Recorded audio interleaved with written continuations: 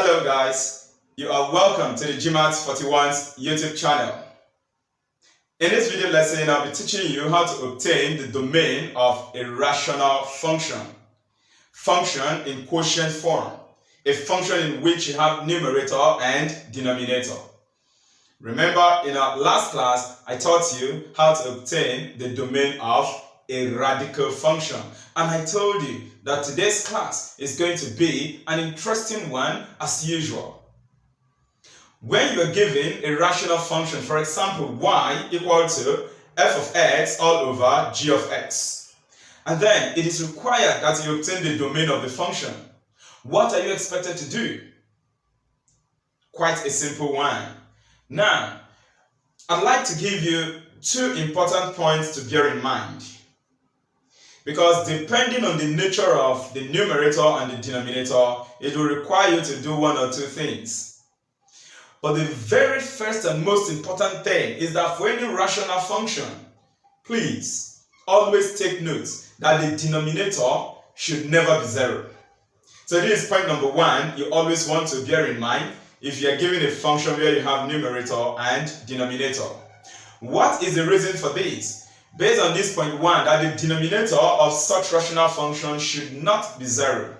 The reason is because if you divide any number by zero, you won't get a real number. Are you following, right? So for this reason, the denominator of this function in quotient form is expected not to be zero. Since dividing the numerator by zero, you won't get a real number. And remember our condition for a real number to satisfy or to be called a domain. That real number must also produce another real number. So please, very important, the denominator of a rational function should not be zero. So from there you can start doing your work to get what the domain of the function will be.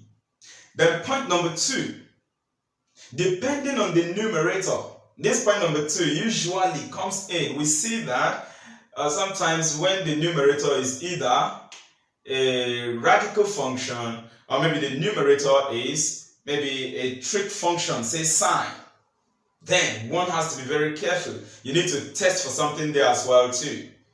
So it is not all about the denominator, but going for the denominator first, very important. That's the most important thing. Then secondly, you check what the numerator is. We are going to solve a couple of questions to see how we can do this. Our very first question we have here on the board.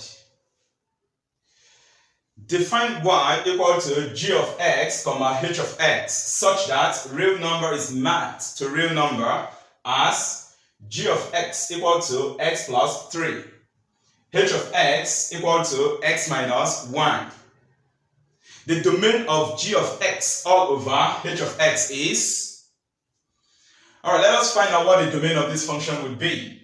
The function given to us is that y is equal to g of x all over h of x. This is the function given to us, and of course, g of x defined in the problem is x plus 3.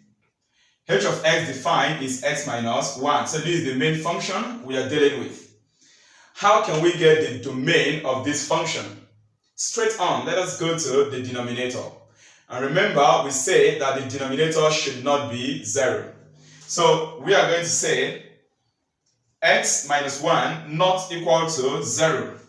The reason is that if this whole denominator is equal to 0, this function will not exist. And to obtain the domain, we are looking for values of the independent variable, in this case x, for which this whole function will exist. Therefore, this denominator can never be 0 for this to exist. That is why we bring this out as our set condition. Let's solve for x and see. The value of x here will give us not equal to 1. So you see, what we have established here is that for the domain of this function to exist, x must not be 1. So if x is equal to 1, forget it. You can't get a real number for this whole function. You can find out.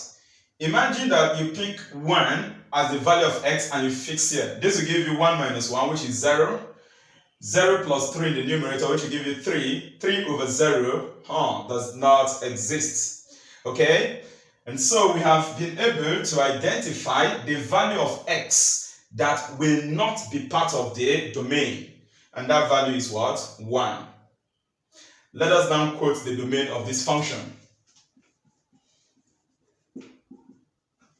So the domain of this function will be set of all real numbers in this world, but 1 is not included. And that will write domain equal to the element x, such that x is not equal to 1, and then x should be element of real number. You know, can quote it this way. And like I stated in previous video lessons, this condition can come first. X is such that x is element of real number, then x not equal to 1 will come here. Alright, can we think of another way we can quote this domain? Let's see. Or domain can be written to be equal to, what if we move from negative infinity, then terminate at 1, unite it again with 1, and move to positive infinity. Watch as I present the domain. Our starting point, let's have open bracket, negative infinity. I've interpreted the meaning of this curved bracket before, that this term you have here is not part of the domain. So it gets to 1. I'm going to close it again with these brackets. Yes, because 1 also is not expected to be part of the domain. 1 is not expected to be part of the domain. Then I'm going to do union. Again, open.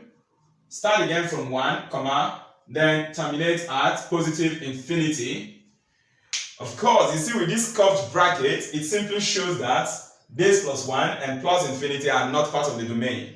How do we interpret this? The domain here is telling us all real numbers between minus infinity and plus 1. Minus infinity, not part of the domain. Plus 1, not part of the domain because of this curved bracket. Then again, we have from positive 1 to positive infinity. You are uniting this set with this. And of course, with this curved bracket, it simply means that 1 and infinity are not part of the domain. But all other real numbers between them will form part of the domain of this function. This is wonderful. Now we are going to look at our second question. Take note that in this case I didn't talk about the numerator.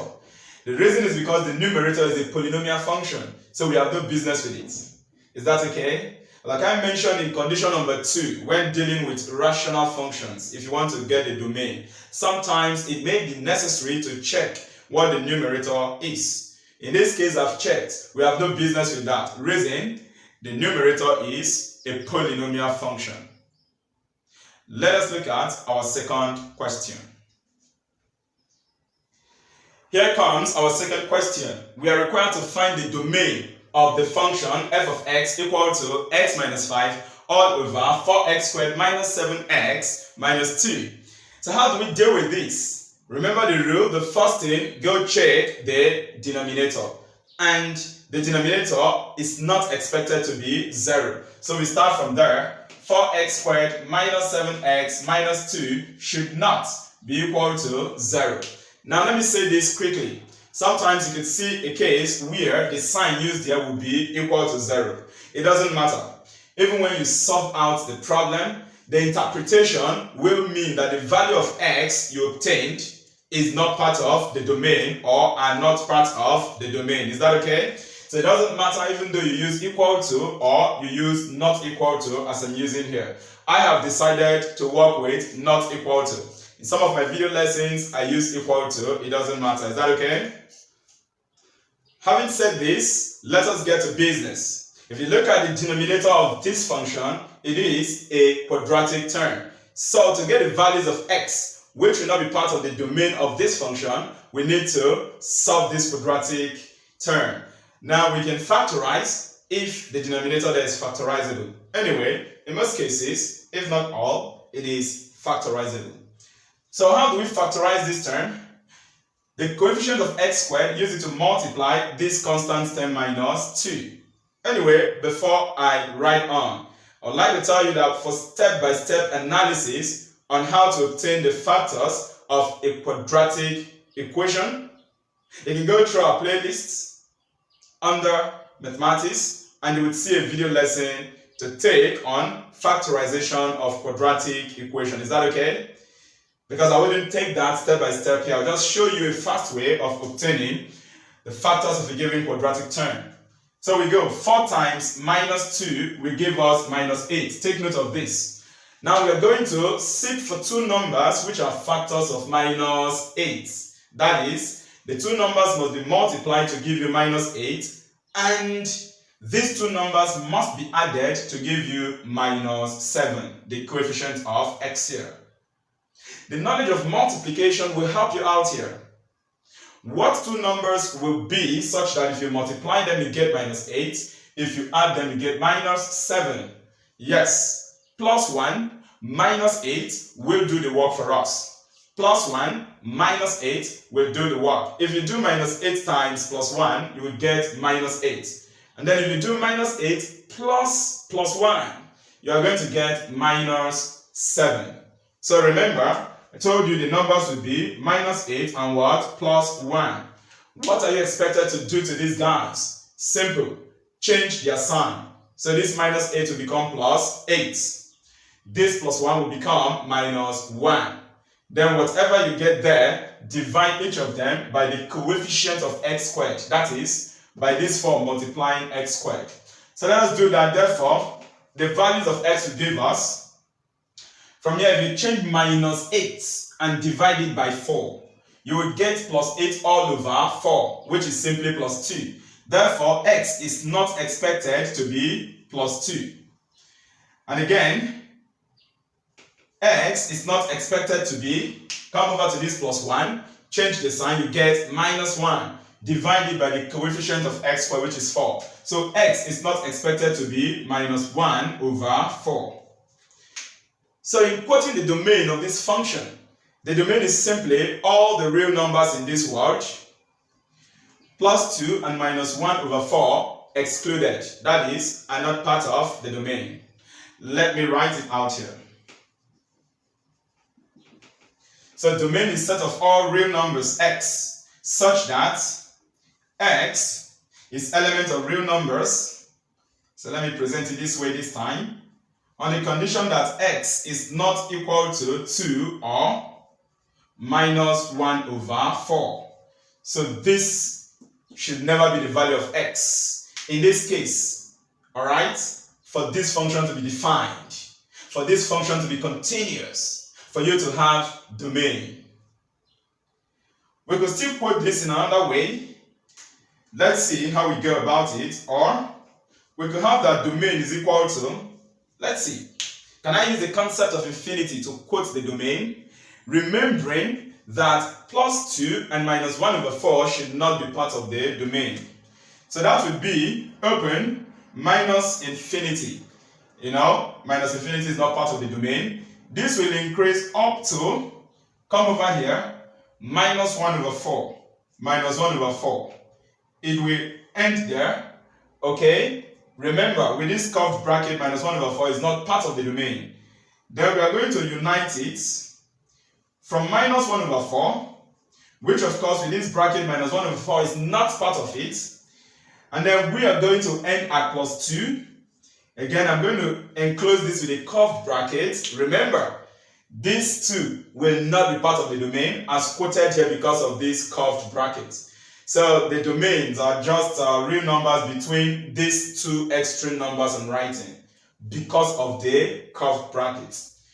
Then finally, we are going to unite again from 2 and then terminate at positive infinity. Once again, these two not part of the domain, positive infinity not part of the domain because of the curved bracket used. So the domain can be quoted either in this format or in this format. This is interesting, right? Once again, observe that I did not bother myself with the numerator. because again, the numerator is a polynomial function. Let us now move on to our third question and see how we handle that problem. And here we've got the third question. Given that f of x is equal to square root of t minus 2 all over square root of 81 minus t squared, find the domain of the function. Quite interesting. Did you take note that this time around the numerator and denominator are radical functions? You won't want to miss out on it, right? Please, kindly subscribe to GMAT's 41's YouTube channel, and there are so much to learn from this dedicated channel as we carry you along in your studies. Like and share our video lessons. Invite your classmates, your friends and other scholars to also subscribe to this wonderful channel. If you are in Awka, Anambra State, you can join our physical tutorial classes. And if you are in Unizik, Nnamdi Azikiwe University Awka, you can join our tutorial classes on campus as we coach you and get you prepared for your semester exams. Remain blessed and look forward to seeing you in the next class as I drill down this question. I'm going to take my time to explain this step by step in the next video lesson. Stay tuned to have a wonderful day.